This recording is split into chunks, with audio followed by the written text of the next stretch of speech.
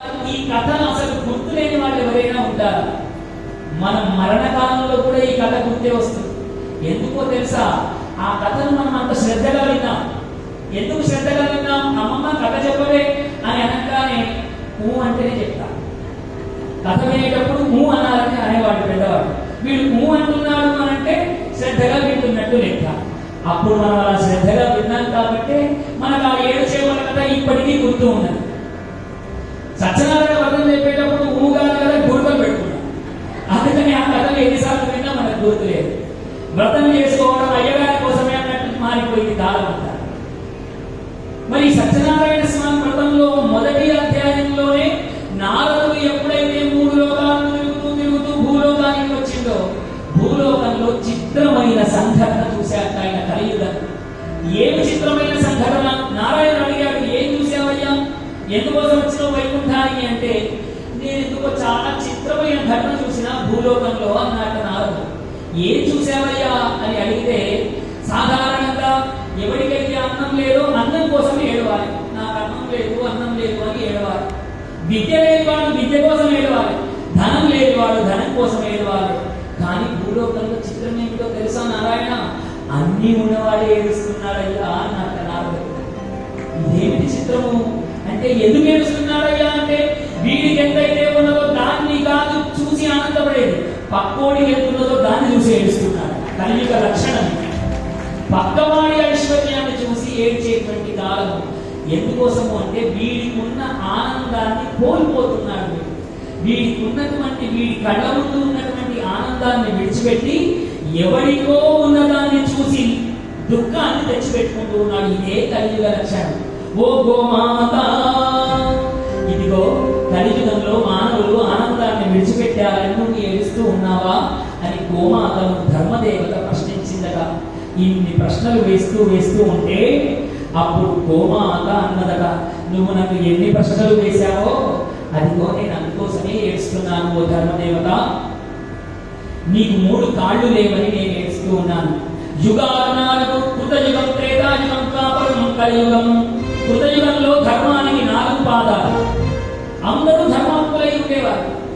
త్రేతాయుగం వచ్చేటప్పటికి ధర్మానికి 1 పాదము తొలగిపోయింది, 3 కాళ్ళ మీద ధర్మం ఉన్నది. ద్వాపర యుగంలో 2 కాళ్ళు, కలియుగానికి వచ్చేటప్పటికి 1 కాలుతో ఉన్నది. అందుకని నిన్ను చూసి నేను ఏడుస్తున్నాను. ధర్మానికి అయ్యో ధర్మాత్ములు ఈ లోకంలో లేదే అని. ఆ 1 పాదం ఉన్నది కాబట్టి ఇదిగో ఇంతమంది ఇక్కడ భాగవతాన్ని వినగలుగుతూ ఉన్నారు. ఇదంతా ఆ 1 పాదం మహిమయే. ఇప్పటికీ మనం అందరం భాగవతాన్ని వినగలుగుతూ ఉన్నాము అంటే కలియుగంలో ధర్మము ఇంకా ఉన్నదనడానికి తార్కాణమే. కలియుగం ప్రారంభ దశలోనే ఉన్నాం మనం అందరం కూడా. ఎందుకు అంటే మనం అంతా ఏం చెప్తామండి? కలియుగే ప్రథమ పాదే జంబూద్వీపే భరతవర్షే అన్న మాటలు చెప్తాం. మనం కలియుగంలో మొదటి పాదంలోనే పుట్టాం. నిన్నటి రోజున చెప్పుకున్నట్టు కలియుగానికి 4,32,000 సంవత్సరాలు. ఈ 4,32,000 సంవత్సరాలలో ఎంత కాలం గడిచింది అంటే 5,000 సంవత్సరాల కాలం మాత్రమే గడిచింది. నిజానికి మన దౌర్భాగ్యం ఏమిటి అంటే మన సంస్కృతికి సంబంధము లేనటువంటి వాళ్ళ పేరుతో సంవత్సరాలను మనం కొలమానంగా పెట్టుకున్నాం. క్రీస్తు పూర్వము, క్రీస్తు శకము. క్రీస్తుకు కాలానికి సంబంధం లేదు. అయినా బలవంతంగా విద్యార్థి మన మీద చూడండి, ధర్మం మీద ఎంత దాడి జరుగుతోందో. పోనీ దాని ప్రకారమే ఆలోచించిన క్రీస్తు పూర్వము 3,000 సంవత్సరాలు పూర్తయినాయి.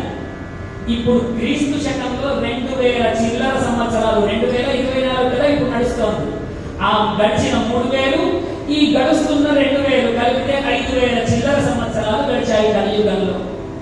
4,32,000 సంవత్సరాల్లో మీది 32 గడవలేదు, కేవలం 5,000 గడిచినాయి. ఈ 5,000 సంవత్సరాలు గడిస్తేనే అమ్మో కలియుగం, ఎంత పాపం పెరిగిందని, ఎటు చూసిన పాపకాలం అని మనలో చాలా సార్లు అనుభవంగా ఈ మాటలు మాట్లాడుతూ ఉంటాం. చూడండి, ప్రథమ పాదంలోనే ఇట్లా ఉంటే కలియుగం అంతమయ్యే సమయంలో ఎలా ఉంటుందో అసలు మనం ఊహించగలమా? పరమాత్మకు మనం ఎందుకు దండం పెట్టాలో తెలుసా? మన అందరినీ ప్రథమ పాదంలోనే పుట్టించినందుకు దండం పెట్టాలి. ఇది కదా పరమాత్మ యొక్క మన అనుగ్రహం. కలియుగ అంతంలో మానవులు ఎట్లా ఉంటారో తెలుసా? అసలు శరీరం మీద వస్త్రాలే ఉండవు. వాళ్ళు ఎంత క్రూరులై ఉంటారు అంటే పంటలు పండించరు, అన్నమును తినేవాడే ఉండడు, నరమాంస భక్షములే ఉంటారట. పక్కన వెళుతూ ఉంటే బాగా కండగలిగిన మనిషి ఎవరైనా దొరికాడనుకోండి, అబ్బా ఇవాళ వీడి శరీరాన్ని కొరికితే ఆకలి తీరుతుందని పక్క మనిషి శరీరాన్ని కొరికేటువంటి మనుషులు కలియుగ అంతము లోపల బయలుదేరుతారు. మనం పరమాత్మ ఎంత అనుగ్రహం మన మీద ఉన్నది. ప్రథమ చరణంలోనే పుట్టించాడు. ప్రథమ చరణంలో